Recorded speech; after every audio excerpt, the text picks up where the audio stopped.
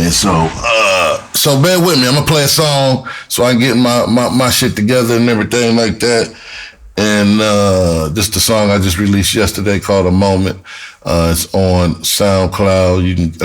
On Bandcamp exclusively. I'll put that in the description.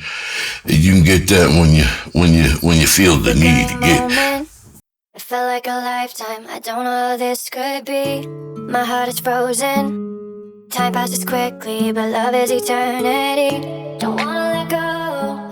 This moment is fleeting, like waves in the sea. I wanna know why hearts keep on beating, but the clock is still fleeting now.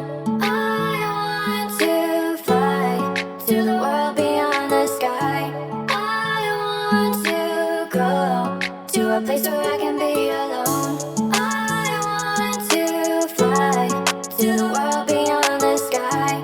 I want to go to a place where I can be alone. I've tried all the ways to feel alive, but except for you, everything's now empty. If you ask me for to sing, I'll die. You're the one for me, but like me is plenty. One day, you'll wrap your arms around me. One day, we'll be together and free. A flickering moment. It felt like a lifetime. I don't know how this could be. My heart is frozen. Time passes quickly, but love is eternity. Don't wanna let go. This moment is fleeting, like waves in the sea. I wanna know why hearts keep on beating, but the clock is still fleeting now. You make me do things that I wanna do. Cause without you, I don't feel no more. One day, you'll wrap your arms around me. One day, we'll be together and free. I've tried all the ways to feel alive, but except for you, everything's now empty. If you ask me for to sing, I'll die. You're the one for me, but like me is plenty. A flickering moment. It felt like a lifetime. I don't know how this could be. My heart is frozen. Time passes quickly, but love is eternity. Don't wanna let go. This moment is fleeting, like waves in the sea. I wanna know why hearts keep on beating, but the clock is still fleeting now. Before it's all over.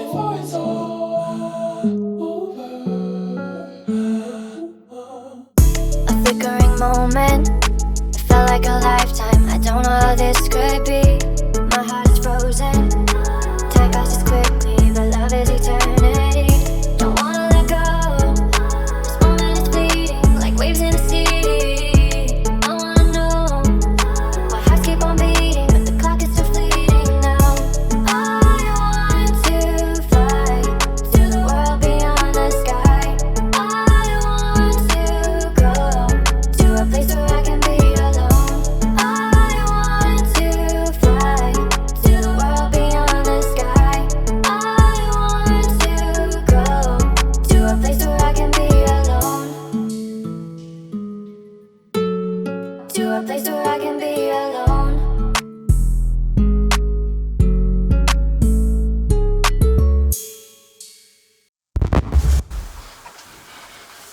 That was A Moment by Mr. Woosaa. I like that joint. Came out pretty cool. So this episode is going to be called That Time I Was Hired to Write a Tupac Movie. I'm going to talk a lot about, being older and spending half my life in show business, half my life on stage, trying to, reach the pinnacle of my dreams. And to sit back and think, am I where I want to be right now in regards to success in my career? Hell no. Where I am now, did I have quite a time getting here? Good or bad? Hell yeah. I've had some experiences that, you know what I'm saying, that you just couldn't pay for. You couldn't, you know, when they say in this business is being at the right place at the right time, if I would have been a sinister and real dirty motherfucker, I would be famous already. If I'd have been a deadbeat daddy and like really, you know, if I was like my father, I'd be famous already. Put it like that. I might be in prison, but I'd be famous already. Because I done had opportunities to do some things that, you know, you wouldn't necessarily be proud of, you know, decade, 2 decades down the road, man. Or your kids wouldn't be proud of, or people that love you. And so I'm excited to tell some of these stories, man, because in these stories or situations, and maybe I handled them correctly and maybe I didn't. And, you know, ain't no new situations. It's new to the person that's going through the situation or experiencing it. How did they handle it? And if they would have handled it this way, how could it have went? And so these are what these stories are meant to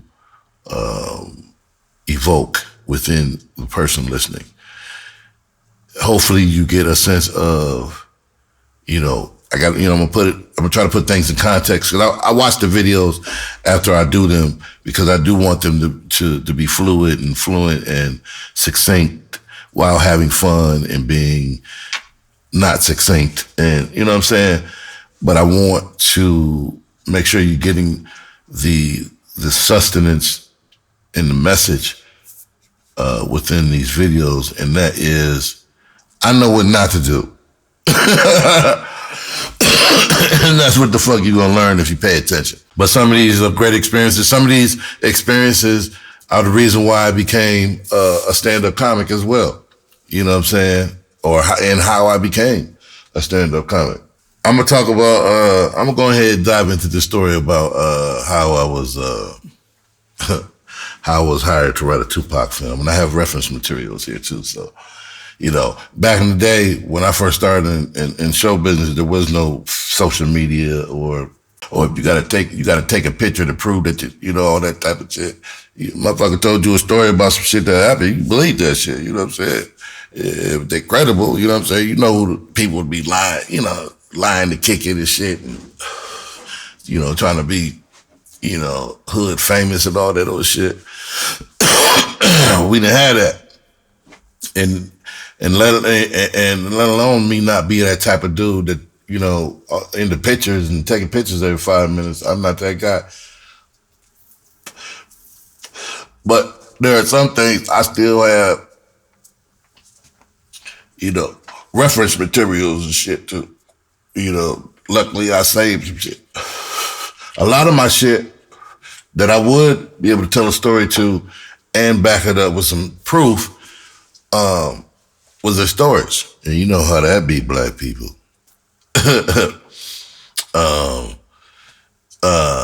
That shit got, you know, I done had 2 storage situations that done got snatched away, and man, you know, my life history, you know, my family, when I was married, life history went away with those situations, man. So I still got a couple things though, you know what I'm saying? I'm gonna show you real quick and tell the story about the time I was hired to elaborate on this book here.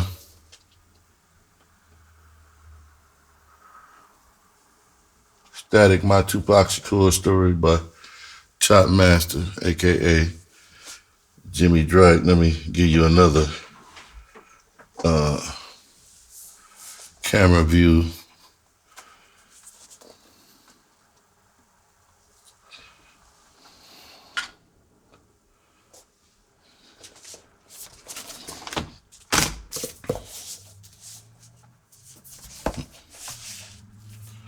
I think I've only played that disc once, ever. That's a group called Strictly Dope, is it?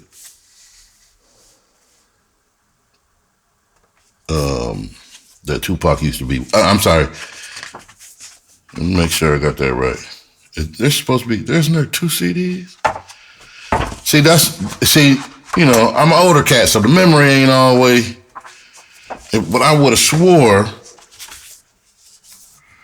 and so that's what I've probably lost in moving so many times. And there was another disc that came with this, and that disc was a disc of, it's been a while. Let me not misspeak. I'm gonna listen to this disc for old time's sake and see what it is, because I would have swore there was 2 discs. But anyway, let's get into the story, man. So I was young, in my early 20s. I had hair.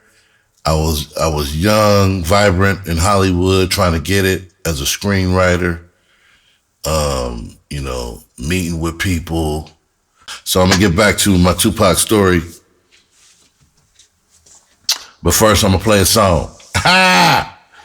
That's what I do. Let me play another song. 'Cause that's what we do here.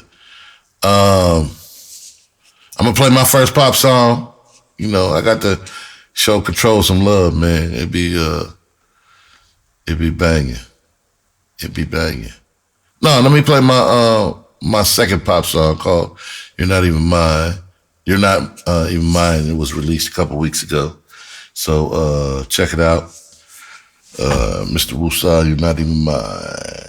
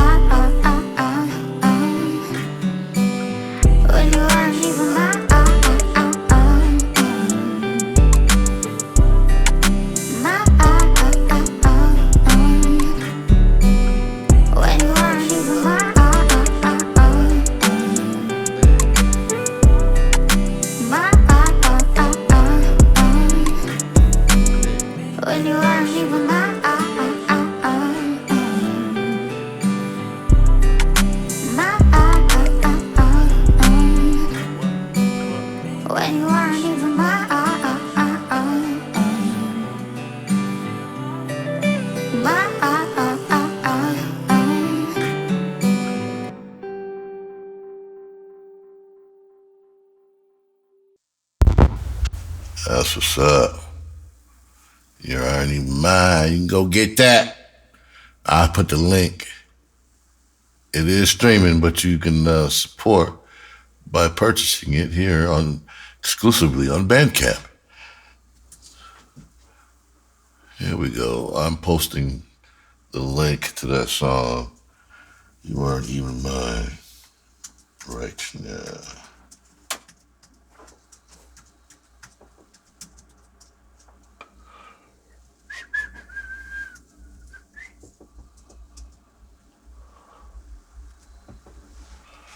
Boom.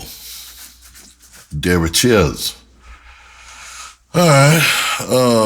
So back to the story.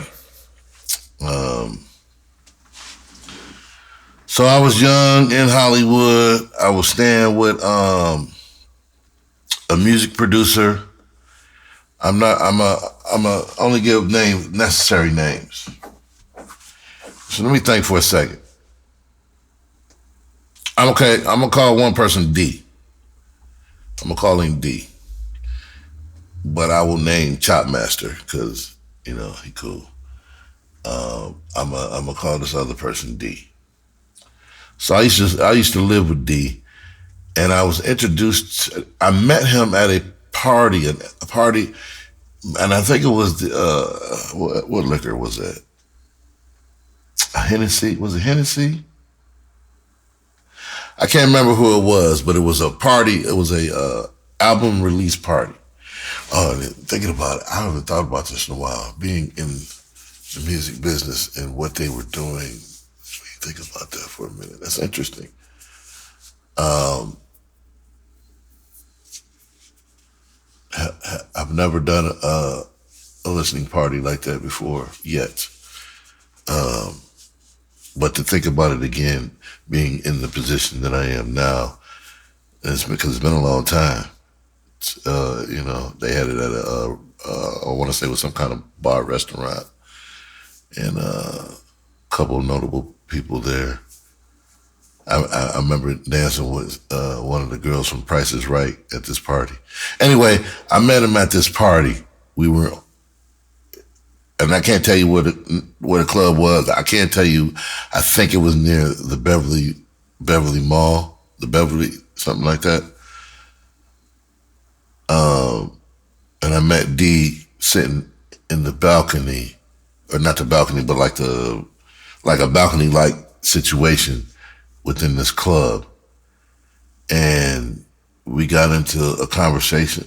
And maybe I was introduced to him. I think I was introduced to him by Kevon. Yes, I was introduced to him by a supermodel friend of mine, because that's who brought me to that party, was Kevon. He was doing some modeling stuff there. We got into a conversation, and it had to be about why I was in LA, Kevon told him that I was a writer, obviously, and he wanted to know why I was there. We talked about that. I was living in Arizona at the time, and I was doing my elevator pitch, but I always had scripts on me, and the scripts spoke for themselves. They were good because I already had a movie deal that I turned down a couple of years previous. So I wasn't going there not confident of what I was capable of and what I had. So I can't tell you the details on how one thing led to another with our conversation, but put it like this, I ended up living with this cat. And I can't tell you how much time passed from the time I met him to when I actually moved in. I ain't gonna get too far. Anyway, so I ended up living with this cat. And part of the deal living with this cat, now this cat when I say he's a music producer, I'm talking, he got platinum plaques on his wall with his name on it. Michael Jackson.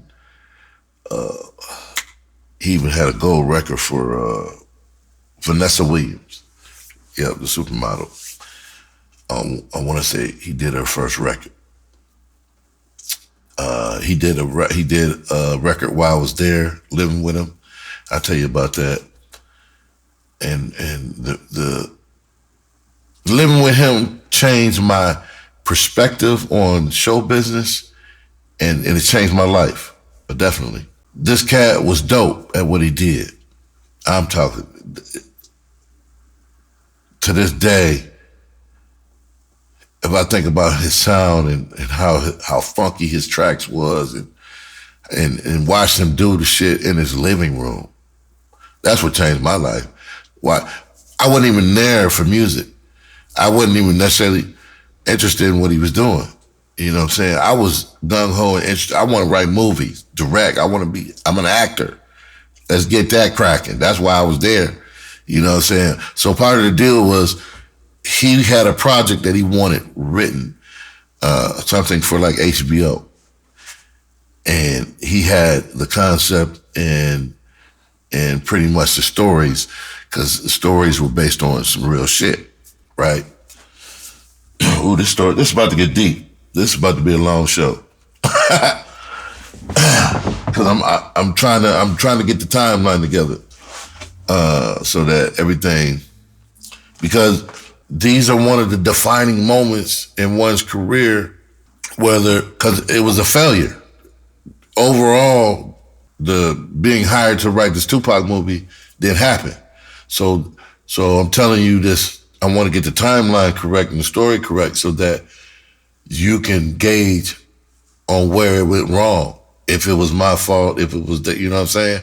So that if you are ever in this position or this situation, know that someone like me, coming from a small town, not knowing, I'm just immersed in the business all of a sudden and handling it as it comes to me, thinking on my feet and, you know, having rules of engagement. You know, I won't do this. I'm not going to, you know, compromise. I'm just going to, you know, my face value. I'm selling myself. I'm a good guy. This is what I want to do, blah, blah, blah, blah. So with that said, tell you about one of the, you know, micro experiences that I had with, you know, living. I slept on this couch, literally.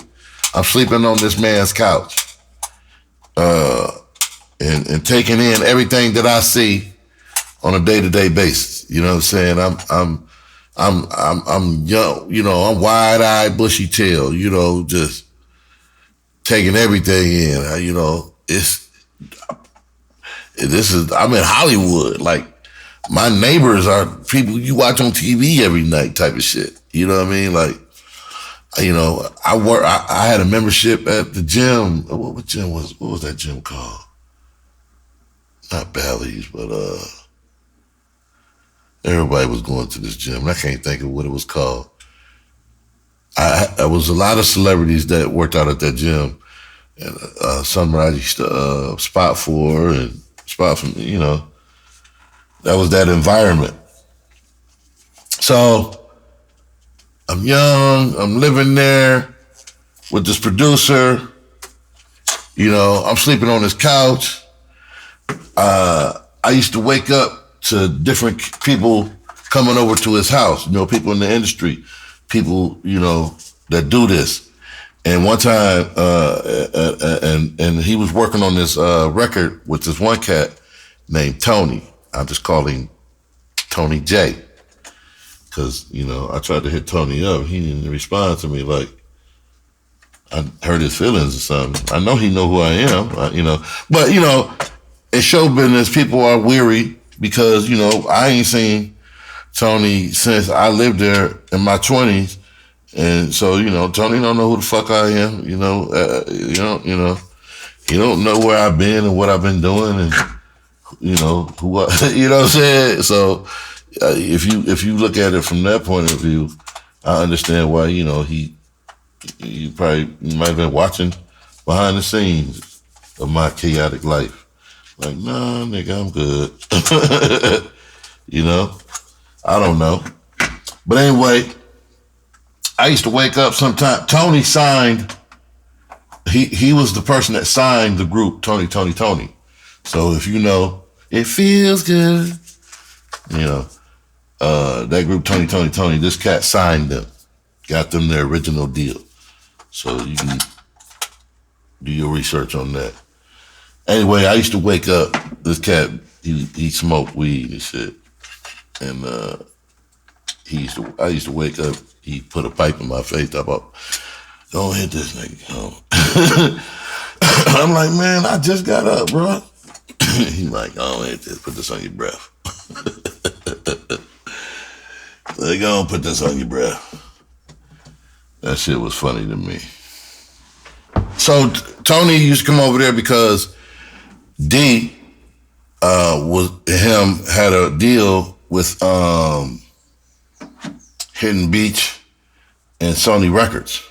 So they were working on a project called Unwrapped. It's all verifiable. You ain't got to take my word for it.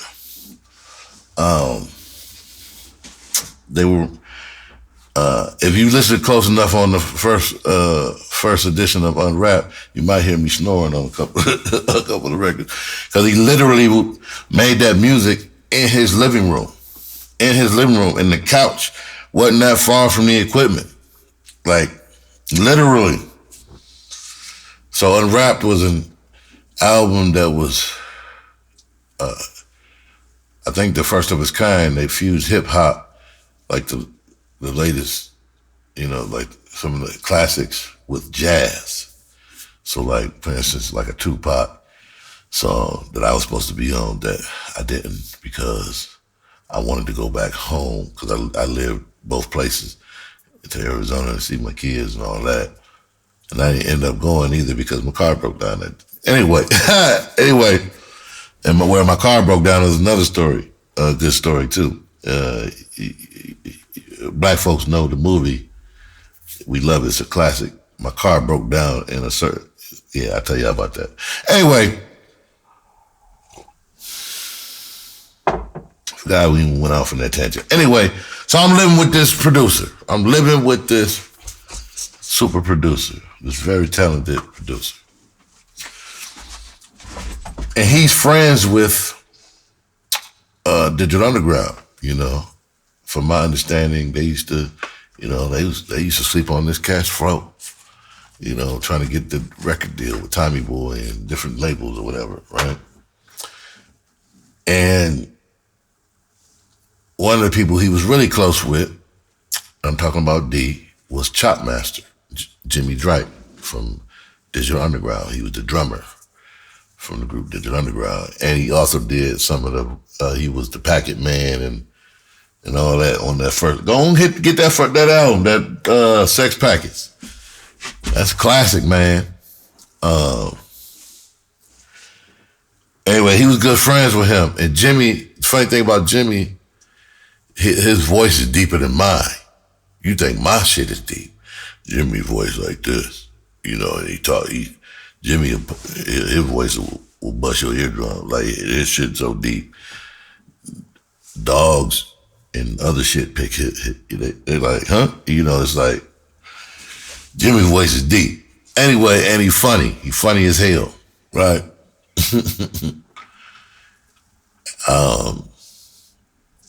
So I had been staying with D for a minute before Jimmy came around. So Jimmy had a project, apparently a music a deal somewhere or whatever, a project he wanted to do. And I was trying to follow along on what his concept and theme was, but I was lost. And part of my being lost was, one, I wasn't really interested in that aspect. I was interested in the aspect that, because you gotta understand, Digital Underground, that was one of the first tapes I ever bought in my life with my own money when I was a kid. Like, I know that first album forward and backwards.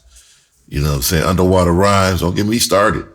You know what I'm saying? Like, that was, so to have Chop Master at the crib, cause this dude knowing, oh my God. So I'm soaking up, so Chop Master comes to the house and I get introduced to him as who he is. And I'm like, damn, that's dope. Like, you know what I'm saying? So, and he was cool. He was mad cool, funny as hell, right? And the funniest thing about Jimmy Well, Jimmy didn't give a fuck. Jimmy didn't bite his tongue. He didn't give two fucks. And what I mean by that is Jimmy used to crack on D, man. He used to talk about that nigga so bad. He used to crack on that nigga so bad, man. And I'm gonna say, and I'm gonna try to be nice while I'm trying. I'm just don't shoot the messenger. That's all I'm gonna say. You know, so I'm repeating what was said, what I heard. Right? He used to roast the shit out of D, man, because D, you know, from a man's perspective, looking at another man, because we all judge. Don't bullshit. Don't be intellectually dishonest. We all judge. You know, from a man looking at another man, judging another man, you know, you might want to put some shades on, because you know he. You know what I'm saying? You might want to have already eaten breakfast. You know, I'm just saying. You know, you might try to figure out how the hell he get that girl. You know what I'm saying? Like you, questions arrive to the head when you look at him, and then you like, but he talented. You can't, for whatever he lack, brother got skills, dope. So Jimmy used to come over, man. Jimmy smoked weed. And he didn't give a fuck, man. He used to talk about that nigga so bad. Man, he used to talk about that nigga so bad, man. And he didn't give a fuck who was over there. It used to be me, Dwayne, what's his name, man? What's his name? I can't think of his name. He used to bring over the Paul Masson. Anyway, he didn't care who was over there, man. Like one time Jimmy came and spent like a week, some shit over there where they was working on that music. And we sit at the table eating breakfast and shit. And out of nowhere, Jimmy looked up and was like, nigga, have you looked at yourself in the mirror today? And I'll just be like, damn. And then looking at D like wait, like this nigga's like, and he just laugh it off and then crack, you know what I'm saying, crack on his back or attempt to, you know, he tried to be, Jedi mind trick jokes and shit. And Jimmy wasn't having it. Like, nigga, no, you need to go to sleep again, wake back up. If that was beauty sleep you was taking, that shit ain't working. Like, oh my God, that shit was so hilarious. He was, so Jimmy was cool as fuck, man. He used to come, sometimes he used to come, spend the weekend, they working, and he would kick me, he would throw me some money, man, because I didn't have I had gigs. So that can't, you know, whether it was acting or I used to work at DirecTV for a short time when I lived there. So, you know, I was a starving artist. I'm here, you know, doing whatever to get, you know, to get by and meet these opportunities. So, you know, he used to come, man. He used to take me, man, ride with me, and I get in, that's the what do you have? Denali, getting in Denali. And we roll, you know, we in Studio City. We go over Laurel Canyon to Sunset Laurel Canyon to the gas station, and because the Coconut Teaser was right across the street, and we go to the gas station. And he throw me some money, man. Be like, I know, you know, I understand why you know what you're going through. You trying to, you know, blah blah blah. You know, I know D. You know, it's hard looking at him every day. You know, blah blah. I'm like. He's like, you can say him, I know he ugly. I know he ugly. Everybody know it. He know he ugly too. Shit, man. And he was cool, man. And the time he did that money shit, I want to say it was I want to say actually it was the first time he took me to the get. He, had me hop in the car with him is when he offered me this project, right? Because every time he would come back, I would, following up, And he said, I think I might have something for you. He told me you was a writer, screenwriter, so you had some dope shit. I was like, yeah, man. He was like, yeah, so I'm gonna hire you to do this project. I'll tell you about it, blah, blah, blah, blah. And he started telling me, he was like, yeah, so that Digital Underground discovered Tupac, right? I was like, oh, no, yeah. I can't play dumb on that because I followed Tupac when I was in high school when he was with Digital Underground, and he would do his little features on some of their records. But I noticed him when he was with Digital Underground and they was doing Nothing But Trouble, that movie with Chevy Chase and all the others. I noticed him when he was doing his features, when he would feature on a couple tracks with Digital Underground. I just noticed him. I picked up on him then. So I knew a little bit of the story. And Chop Master filled me in on some more of the story. Not all of it, but put it like this. The stuff that I learned from Chop Master and was asked to write about, I have yet to see in any movie that's come out about Tupac. Let me say that again. The reference material, the stuff that I started writing and the way I was writing it, I have yet to see any of that in a movie, a documentary or a movie. A documentary or a movie. No facts. Because he would tell me, he was like filling a couple gaps in especially about how, they moved and what was going on, what was the dynamics and the context and the what's the word I'm looking for? The attitudes between different factions and members of, Digital Underground, Tupac, Thug Life.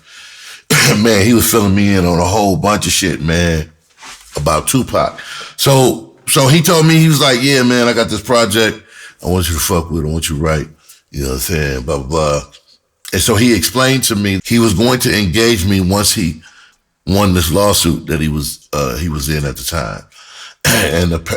And apparently the lawsuit, once it was over, it granted him, and I think he said 2-3 other people, the legal right to do movies on Tupac.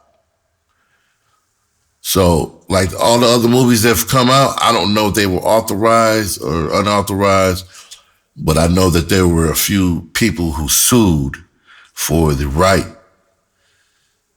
to do anything about Tupac after his death. And I don't know the parameters or anything, no details of any of it.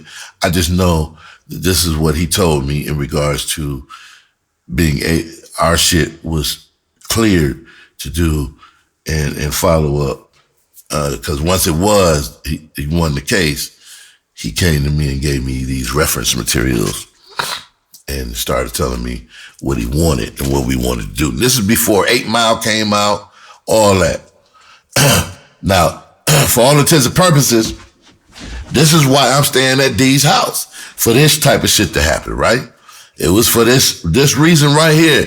The day has come where it was paying off me sleeping on a nigga couch. You know what I'm saying?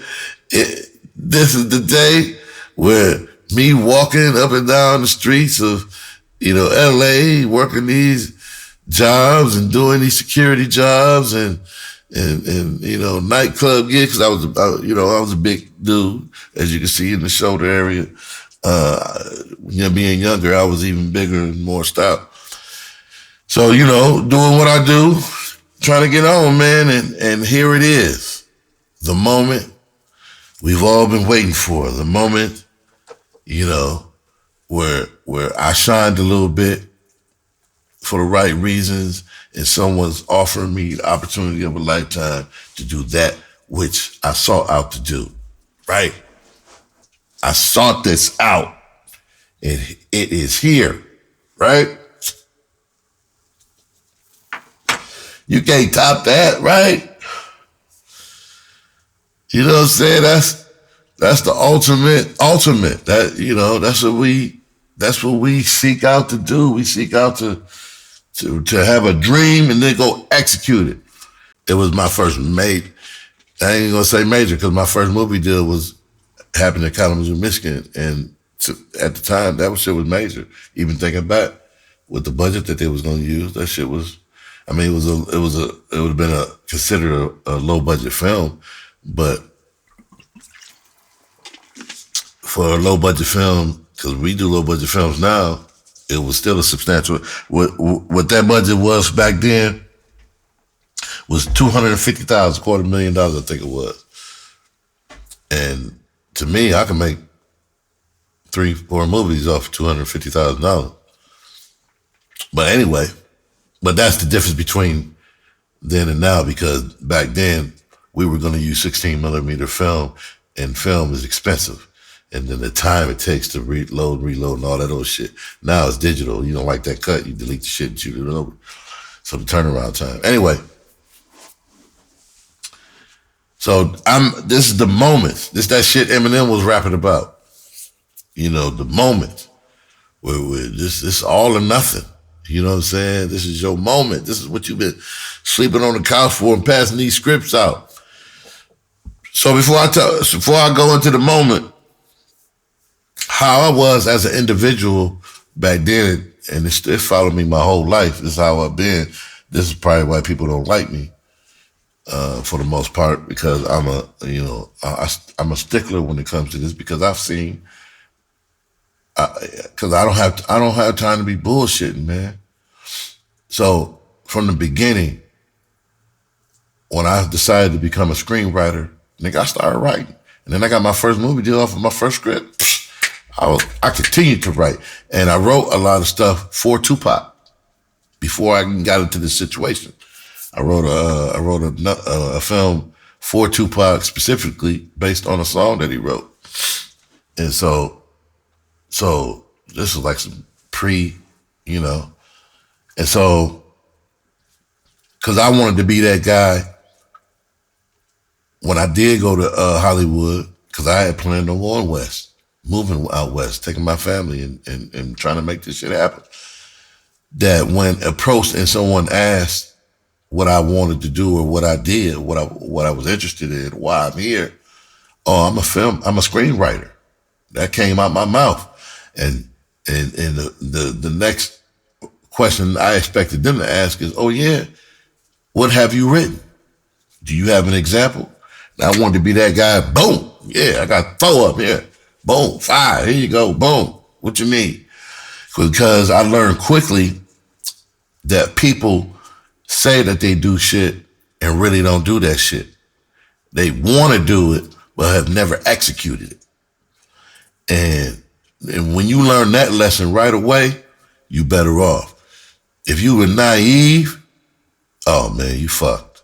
Because everybody, especially LA, everybody in LA, a filmmaker and a writer and a music producer, and ain't produced one goddamn thing or wrote shit. You know how many people I done rent? This is how I used to gauge my friends when I was younger, as an adult, a young adult, getting into show business. This is how I used to gauge who I fucked with. I gauged who I fucked with based on, because I was always born into that. People tell you who they are. Let me take that back. I didn't always buy into that, because I done got fucked over by not believing when people tell you who they are when they first meet you. But I learned. And what I learned is, if someone says that they're an author, let's say that they're an author. I'm an author. I've written 4 books. Let's say you meet somebody and they say they're an author, right? You're like, man, I'm an author too, yo. I write books, blah, blah, blah, blah. And I say to them, yo, what you write? Let me see, let me read something that you wrote. And then their response to me is, oh, man, I haven't wrote anything yet per se. What had happened was I walk away. I walk away because you just spent 20 minutes bragging on how you this dope ass writer and write, and this is what you do. And I'm asking you for an example of it, and you can't show me something written on a napkin. That tells me you talk a lot. You just talk. And I don't have time to fuck with talkers. I need a motherfucker who talk that shit and do that shit, walk that walk. Because I am. Because the next question you going to ask me is, since you don't have your shit, is, well, do you have something? And I always wanted to be that cat, be like, yep, bam, here you go. And I was. When I went to LA, I was that guy. So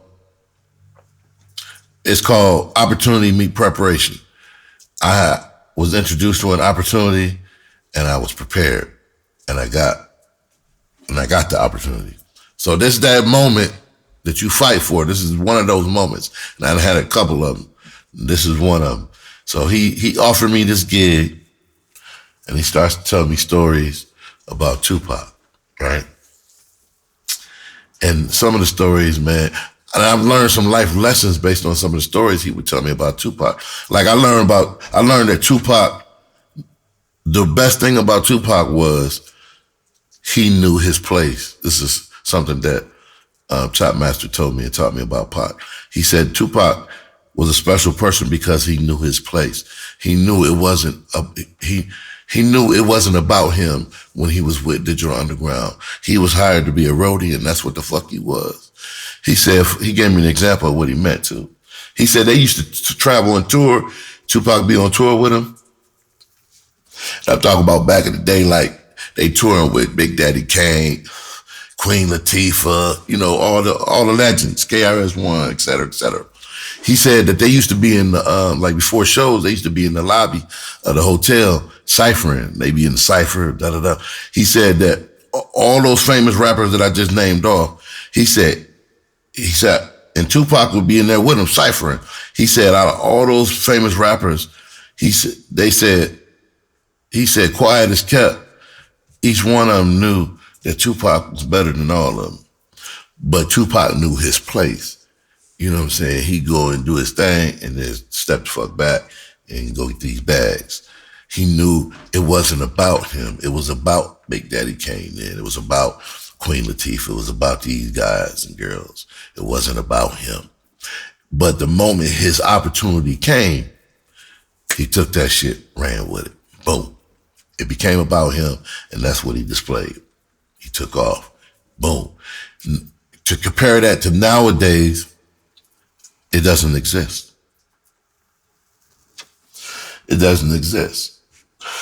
And even if it does, there may be some special instances, but that shit don't last long because eventually egos kick in. Somebody whispering in that superstar's ear saying this, you know, you could do better without them. You can get more money. You could do this. Egos kick in. But he was like, back then, he was like, Tupac knew his place. And he moved that way. And then when his opportunity came, boom. And that's what needs to happen nowadays. Young artists nowadays need to understand when doing this, it might not be about you. It might be about the cat sitting next to you. The public or whatever might be feeling what they have to offer right now. Y'all a whole team. So if y'all all know this and understand this, if you remove ego from the situation and y'all all know and understand, have an understanding, it's this cat's turn. And all of our efforts need to go into putting this cat, his work, his development, his artist development to the forefront.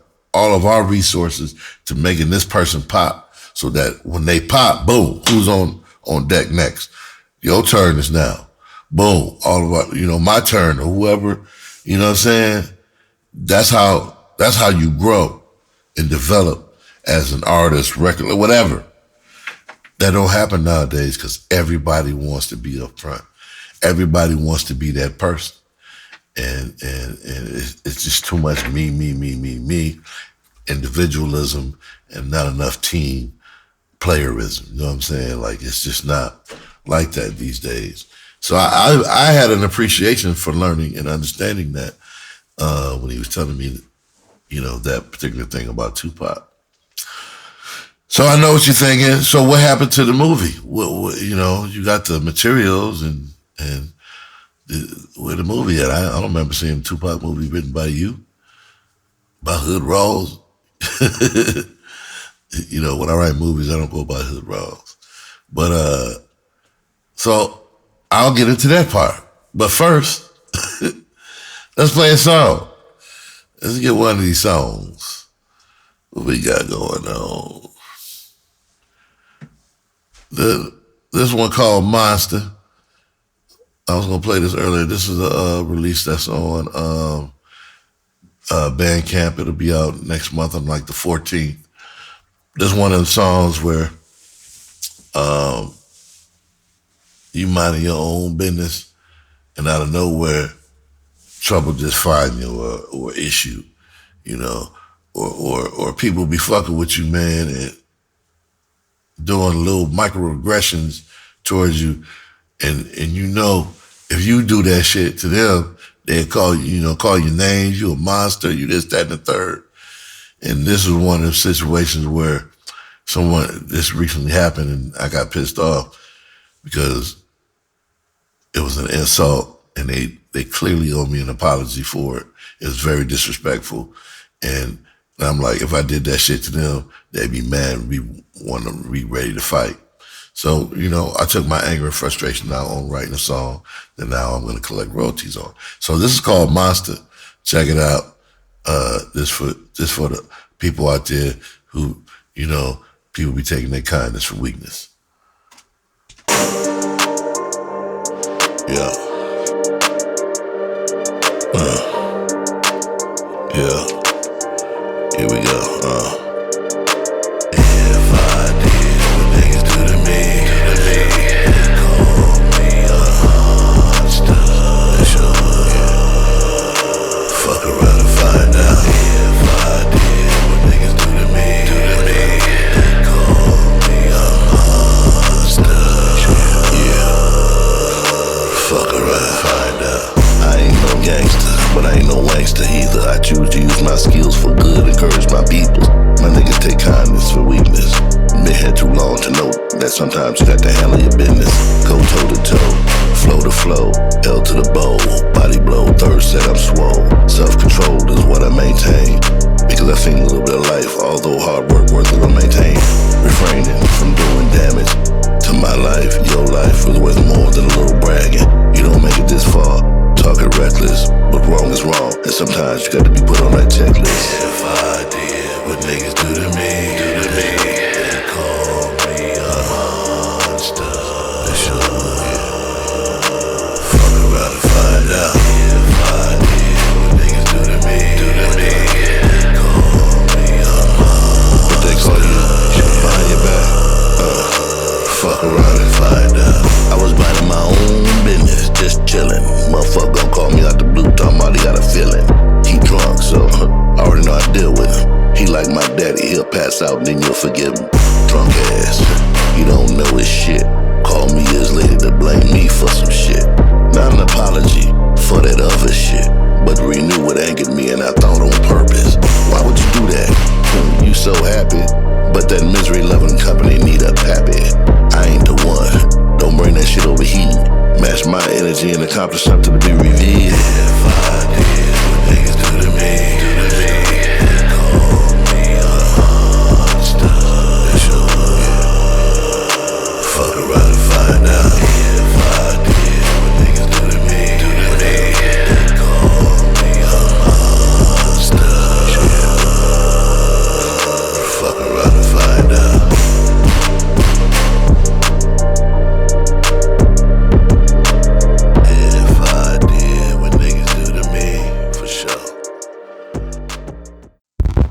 That was Monster by Hood Rawlz.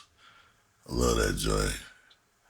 And let me go and put that link in the comments. Go and get that. That will be streaming next month. But right now, you can get it exclusively. That's right, you heard it here on Bandcamp. Let's get back to the story. The movie didn't happen because, okay, so he gave me this assignment. So he gave me these materials. This is a book he wrote. It's probably still available. I don't know. This was written a long time ago. It's noted on here, founder of Digital Underground. And basically this book is some stories about Pac and some anecdotes and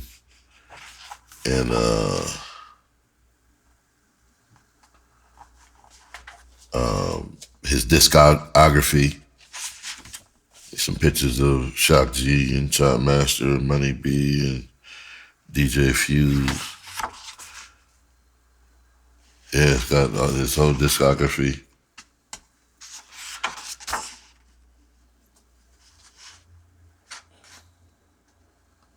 Man, I haven't looked at this book in a long ass time. A new book from Chop Master, summer 2000. So is that when? Yeah, that's the year I lived with my guy, huh? Oh, I was going to tell all about Mikey's. Yeah, man. So he gave me this to study, read some of the stories, and kind of get the vibe and the era that this all took place in. And then he gave me an outline for the story. So different instances. Chapter 1 from the beginning, Chapter 2, The Crossroad, Chapter 3, The Digital Underground Tours, Hollywood and Sunset, Public Enemy Tour, Nothing But Trouble, The Beginning of the End. He told me a story about Tretch from Naughty by Nature and Tupac, and they was at a show. And this is before Tretch and them became who they are. And how he intervened from them doing some dirt so they wouldn't get caught up. So apparently they was hanging out. They hit the hotel and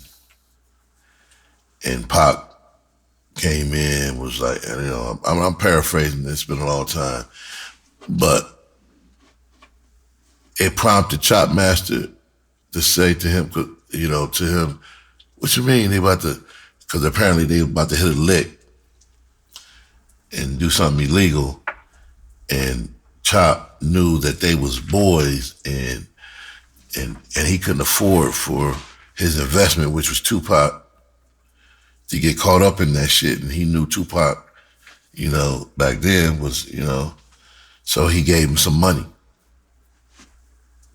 to stop them from hitting that lick. And I can't remember if something terrible happened or whatever, but they never did it. And so what if that intervention or, that situation didn't happen and they did hit that lick? Would we have had Naughty by Nature? Shit like that, man. Little nuggets like that. Like you ain't seen that in no movie. You ain't seen that in no Tupac movie.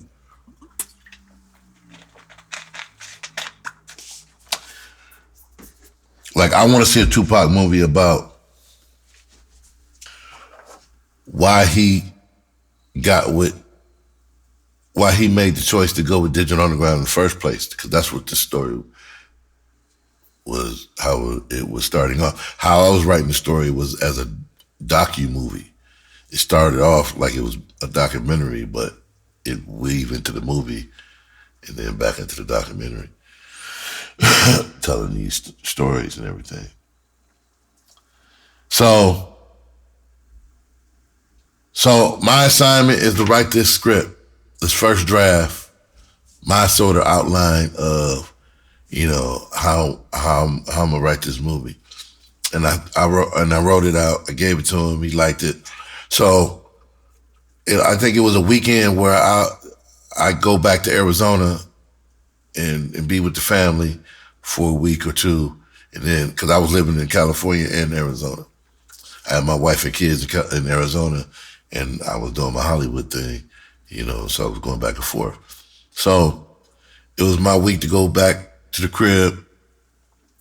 And Chop Master, he lived in the Bay Area, and, we keeping in touch. This is back Sprint PCS days, you know what I'm saying? Nextel. Right? So I'm writing. And back then, Insecure, like, if I don't hear from Chop Master in a couple of days, I'm nervous. You know what I'm saying? It's my big shot, but it ain't happened yet. It ain't, Check. Okay, I got to mix it because that light ain't on. It ain't happened yet. The ink ain't dry, so to speak. And Chop Master gave me $500 to start this project, too. He gave me $500. I remember that. He sent me some money. So I got paid, the initial payment, the commission to do this gig. Somebody just complimented one of my songs just now.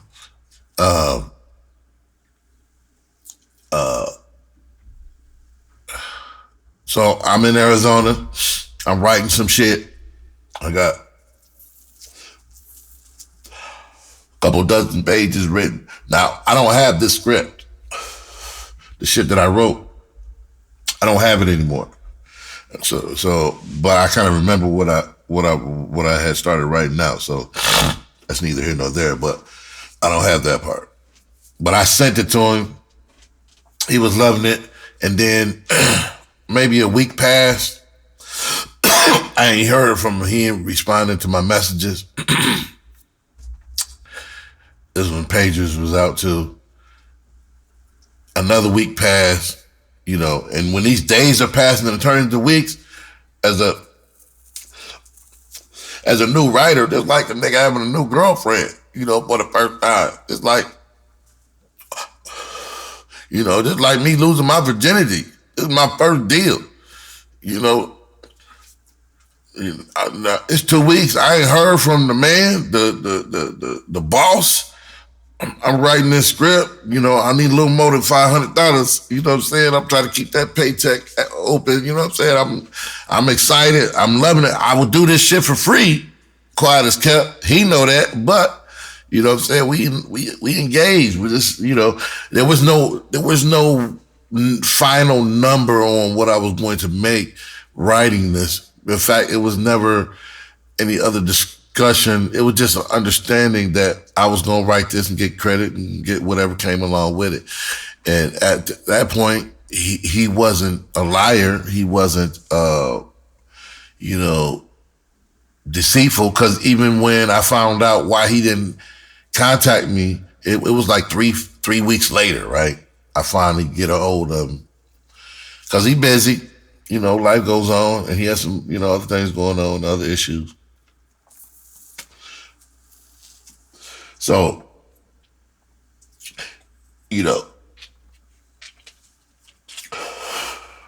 remember, Chop, he a music artist first. His first love is music. So in between the time I'm writing this script for him, his music life and all that shit is still going on. You know what I'm saying? And he telling me on the phone, oh man, I got a couple record deals. Yeah. And he's like, fuck that movie. Basically that, and I want to say that's what he said. Fuck that movie, man. I got a couple record deals. I want to say Virgin. I can't remember what who the record label was, but he got a couple offers. And music is his first love, and so he was like, "Fuck that movie, baby." He was just like, "Fuck it." To me, I don't even know if he understands to this day how devastating that was to me. What I would have wished in retrospect is that he would have understood and been like, but I got something else for you. Do this. Or, you know, something, man. If he would have just so I don't think, because he a star, man. They sometimes they forget what it's like to be hungry, man, and you live paycheck to paycheck. I had a family, wife and kids. I was depending on this, man. This was, the next, I was gonna be a fucking star. He stopped this project, man. That shit broke my fucking heart. And then, like, I want to say that year, 8 Mile came out. Oh my God. And then he won an Oscar. I was like, God damn, this twist the knife. I was like, fuck. Yo, if we would have made this movie, because how he wanted to cast it was, I remember this, how he wanted to cast it was, he wanted to create buzz about the movie. He wanted to do like this international casting call for a Tupac lookalike. And quiet as kept, side note, when I was a bouncer in Arizona at the club, there was a nigga who looked just like Tupac who should have, to this day, should have did that. When they was casting, I remembered him, but I didn't know his name. We just see each other every weekend because he would come to the club. But the nigga was spitting images. Anyway, he wanted to do like an international casting call to find the actor that they were going to cast as Tupac. But I think they already had somebody, and what it was, the casting call was just a cattle call to create awareness. They really had the person that he was interested in casting. And unfortunately, this cat died. Rest in peace. That devastated me, man. That was like the first real heartbreak disappointment in the business. And I had to understand. I understood even then. I understood, but I didn't. And I never held any ill feelings towards him because I understood some other things in his life was happening and not all necessarily good shit. And his lifestyle and, who he was and all the possibilities between now and 2 weeks from now that could happen being in the position that I understood all that because I lived in LA. Had I not lived in LA, this might have broke me. This instance might have broke me had I not lived there. Yeah. Had I not lived there and vibed with the people and seen a little bit inside of the industry. Because I used to work for Master P too. But that's another story. Yeah, so he got a couple record deals, man, and ended that shit. Made $500 off of it. And some memories, and I still got the reference materials. And then so every time a Tupac film come out, I'm on it. I'm like, and I don't see anything that relates to the stuff that I have, to the movie that I was supposed to write. Nothing in this outline is in any of the films that have been out about Tupac. And some of the stories that I've told personally about Tupac from Chopmaster. So technically, what I have is viable, just like the other movies that have come out. I don't know about all that, but I know what I learned about Tupac and the decision he had to make when he was 17 years old, whether to go be the leader of the Young Black Panthers or go be a roadie for Digital Underground. I know the inside story on that and what happened and the decisions that were made and what was talked about and why he did what he did. And some great lessons that I've applied to my life, learning about Tupac, which is why he's one of my favorite MCs, good or bad. Good or bad. I rode with him from Tupacalypse now to his last record. and and you know, R.I.P. It devastated me when he died, for sure, because of that connection via Chop Master that I had with him and with his music personally before I even met Chop Master. You know, the evolution from listening to Digital Underground to it was gonna happen. I was gonna run into Tupac irregardless. Not saying just in life, I'm saying I was gonna run into the artist Tupac irregardless because of the path that I was on listening to Digital Underground. I followed Digital Underground right into high school. Tupac was with them, and boom, the evolution of listening to his first album, Tupacalypse Now, I was entered right into it. You know what I'm saying? So Tupac was an evolution. I grew up with him, so to speak. We was the original thugs, though. That thug life shit, we had that shit first in high school. And I got evidence, I got proof of that on my Facebook page. My Rawlz, you gotta look, in 92, our wrestling team in 92 at Lloyd Norwich, our team was called the Thugs. And it was an acronym, Twisted Knife, some shit. I can't remember what the fuck it was. But the shit meant Twisted Knife and Smile or some shit. And it was Thugs. And we had so all you gotta do is look at our wrestling picture from 92, Lloyd Norwich High School in Kalamazoo, Michigan, and you'll see that shit. Look at the metadata, the date, and you'll see I invented that shit. Thugs. We was the thugs. And yeah, man, so that's what happened, man. That's how it didn't happen.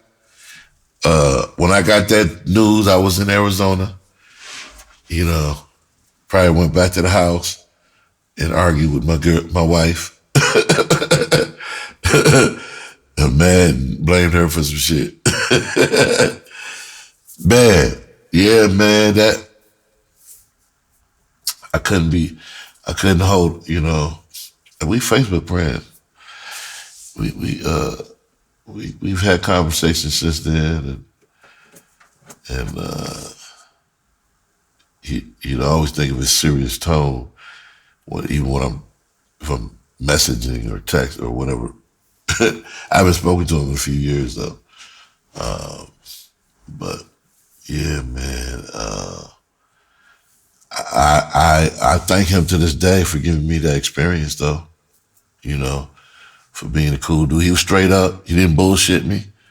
He probably didn't contact me right away. I hesitated because he may have had an understanding how this was probably going to devastate me and didn't want to break that news to me. Who wants to tell a young kid, hey, remember that movie that was going to make you famous? Yeah, we're not doing that shit no more. You know what I'm saying? Like, who wants to tell a kid that shit? You know what I'm saying? He was riding high on this shit for the last month. He even got some money. Then all of a sudden, you ghosting. What am I supposed to think? We was talking 3 weeks ago, breaking bread. Now I call you and I hear, we're sorry. The number you, you know what I'm saying? Like, something ain't right. Yeah, that broke my heart, man. It broke my, but the memories are valuable, you know? So where did I go wrong? Right? I didn't go wrong. The opportunity came, I was prepared. There was nothing I could do about his decision to go with the music route. You know, that was on him. I did what I was supposed to do and was asked to do. I was at the right place at the right time to get that opportunity. And because of that experience and opportunity, it gave me some insight on how quickly it can come and how quickly it can go in this business. Like, that's not the first instance or the last instance of disappointment on that scale that I've had in this business. But that was the That was the first, I think. That was the first. Because, let me think for a second. Did I work for Master P after or before him?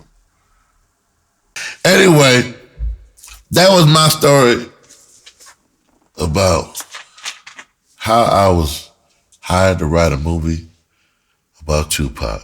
I was one of the first people legally to write a film, legally commissioned to write a film about Tupac in the world at one time. I can say that. I have said it a couple times. That's legit. I was one of the first people. I ain't gonna say I was the first and only, but I know for sure there was only a few people allowed to do anything legal in regards to this lawsuit that they had. And again, I don't know the parameters of the lawsuit, who was involved in any of them. I just know what he told me in regards to he won the right to do a film, or what he wanted to do, because Digital Underground discovered Tupac, and he's a founding member of Digital Underground. So it makes sense. And so I was one of the first people to legally be commissioned, or to be commissioned to do a legal film about Tupac. I get to say I have that experience under my belt, and I'm proud to say it. That's one of those things you tell your grandkids about, historians, if they're interested at any point in time. But you might still be able to get this book. I don't know. I've seen them on eBay. Static, My Tupac Shakur Story. You might, let me show it. You might be able to get this on eBay. I remember seeing it like 10 years ago. You know what I'm saying? I had him sign it too. Now, when some of my stories, you might hear me say, I've never asked a celebrity for an autograph, and that's true. Never asked a celebrity for an autograph, and I done kicked it with a ton of them, except for one, and that was Top. And it was because I was doing this project. So I tried to get him to put one on there, but he gave me some reason why he wasn't going to put number one on there. Oh, this was in 2000. He wrote 2000. He wrote the year on here. 2000. This is 23 fucking years ago.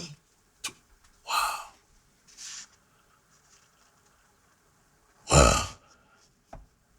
The limited edition, Stay Writing. Oh, he put joint number 2111. He couldn't even give me under 100. He couldn't give me number 98. Come on, man. It says 2 million, peace, respect, by all the best. Chopmaster J, 2000. Damn. The limited edition. I don't know if I read that. Damn. That's what's up, man. That's some good memories, though. Some good memories, man. So, I'm supposed to make a beat. We're supposed to be making a beat, right?